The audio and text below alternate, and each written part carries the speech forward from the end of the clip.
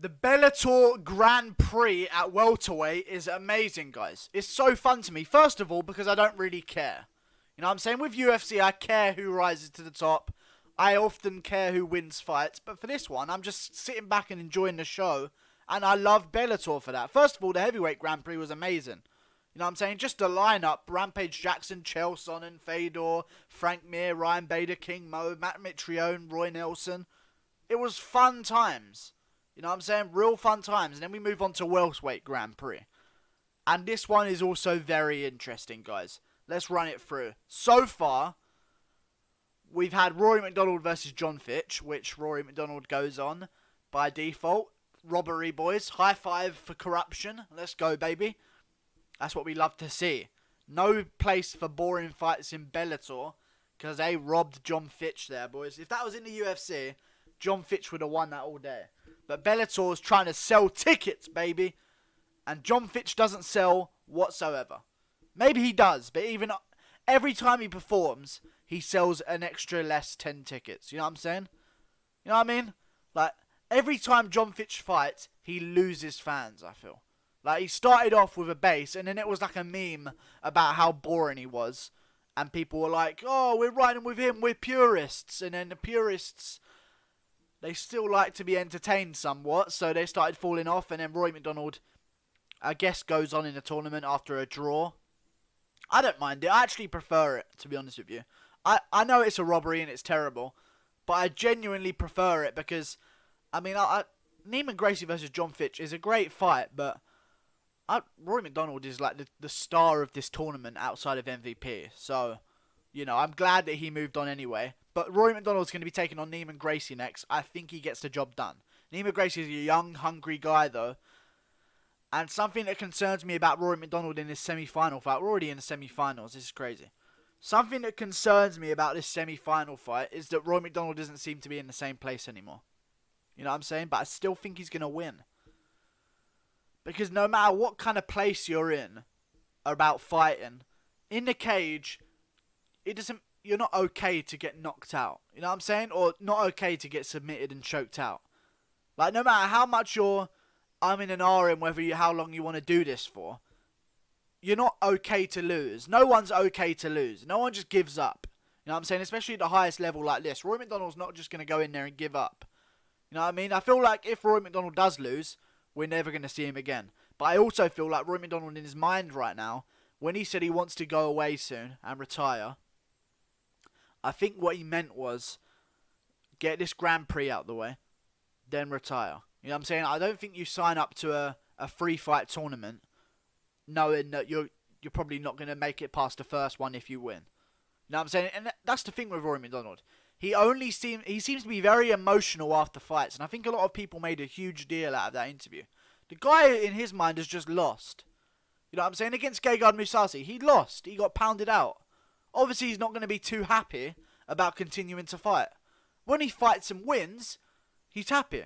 You know what I mean? He beat Douglas Lima, who's like, you know, I'm on top of the world right now, and yeah, this is great, and I just onwards and upwards. Then you lose, and all of a sudden you don't really want to do it right now because you've just lost 10 minutes ago. You know what I'm saying? I don't know why people make such a huge deal, but I feel like everyone who loses a fight feels that in that moment. But Rory McDonald, the fact that he doesn't give a shit what people think, is the only guy that voices that opinion. It's like when people make headlines in the UFC. Mike Perry said this weight cut's killing him. Okay, weight cuts kill every fighter. Mike Perry's the only one saying it. Donald Cerrone said he's scared to fight Al Quinta. How is that a big alarming thing to people? How is that making headlines? Of course he's scared. He's about to go into a fucking cage and fight someone else who's a high level. Like, I think people made a huge deal out of Rory, and I think if he won that fight, he would have a completely different octagon interview, if I'm honest with you. But he got a draw, which I don't agree with. I thought Fitch won narrowly, but I thought he definitely won. Like, it was quite clear. But Rory goes on, I'm glad. I think he beats Neiman Gracie. I think he does. Neiman Gracie's a dangerous guy. I don't see him being able to take down Rory. Even in the Fitch fight, I mean, Fitch got some takedowns, but mainly they were from Rory jumping to guillotines or jumping to Kimuras. You know what I'm saying? Like, I never really understood that from Rory. He kept going to the ground with Fitch, looking for submissions. And I think it's because he's so intent on finishing guys that it maybe wasn't the smartest thing. Because when Fitch was just shooting for double legs and single legs, Rory was shrugging it off, landing good elbows, good punches to the back of Fitch's ear. But I think he's going to defeat Neiman Gracie. I think it's just going to end up being a striking match, and Rory McDonald's going to win the striking. And then on the other side of the tournament, Paul Daley versus MVP got off to a slow start. Kind of lost a bit of hype behind MVP. We realised he's beatable with the grappling, very beatable. I actually, at the time, thought Paul Daley won the fight. But then when I looked back, I was like, okay, I can see how they would maybe give it either way. You know what I'm saying? I didn't mind. I thought it maybe would be a split decision, but they gave it to MVP. He gets the win. I think it was a split decision, but they gave MVP the win. I'm glad. To be honest with you, Paul Daley, as much as I like him, he's kind of like the worst veteran there might be. Even though he's still amazing, and he's fighting again soon at Bellator, whatever the next one is. Musasi versus Lovato, or whatever his name is. MVP is moving on to fight Douglas Lima, who fought Korshkov. And I think, honestly, Korshkov is a tough guy to fight in your first round. And I don't think people valued that as much. Like, out of Korshkov, Paul Daley, I'm saying Ed Ruth's fucking amazing. But, I don't know, man. Korshkov's a dangerous guy. And for Douglas Lima to get past him shows the kind of guy he is. Like, to take that in the first fight of the night. That was a tough fight for either guy to go through. Douglas Lima gets the job done. He's taking on the MVP, and I think he's going to beat MVP, boys. I think he's going to demolish MVP. I think Douglas Lima's going to completely demolish him. I think we've seen the holes in MVP's game, and if Paul Daley was a bit more of a mixed martial artist and not so much of a boxer that scrambles for takedowns, I think he'd do great. But I think Douglas Lima's going in there against MVP, and it's going to be a great fight. But I think Douglas Lima's going to get the job done. I think he's going to chop away at the legs early. I think he's going to get the leg kicks done and dusted. And MVP is his main move. His main weapon is his movement. So chopping away at the legs and Douglas Lima's leg kicks. Fuck me, boys. What he did to Rory McDonald's legs. Fuck me. That was dangerous, and it hurt me to watch it because I could feel the pain that Rory was in. Leg kicks are not fun. And I think MVP is going to find that out the hard way. And also, I feel like Douglas Lima might go for some takedowns. Out of Paul Daley and Douglas Lima's the far superior grappler, in my opinion. You know, he's got good grappling, even though he doesn't seem to use it, because he doesn't have to, because his striking's so good at times. He does go to his grappling now and again. If Paul Daley can take you down and control you for even a bit, even a minute, he can control you on the ground. Douglas Lima's going to take you down and pound you out. Unless you fix those holes in your game. And MVP, although he's the new kid on the block, he's not young in his career. He's 31. How old is MVP? Sorry, hang on. I got to look up how old Michael Venom Page is. Because he's very old. Very old, right, guys? Let me look it up. 32? He's not that old. But he's older.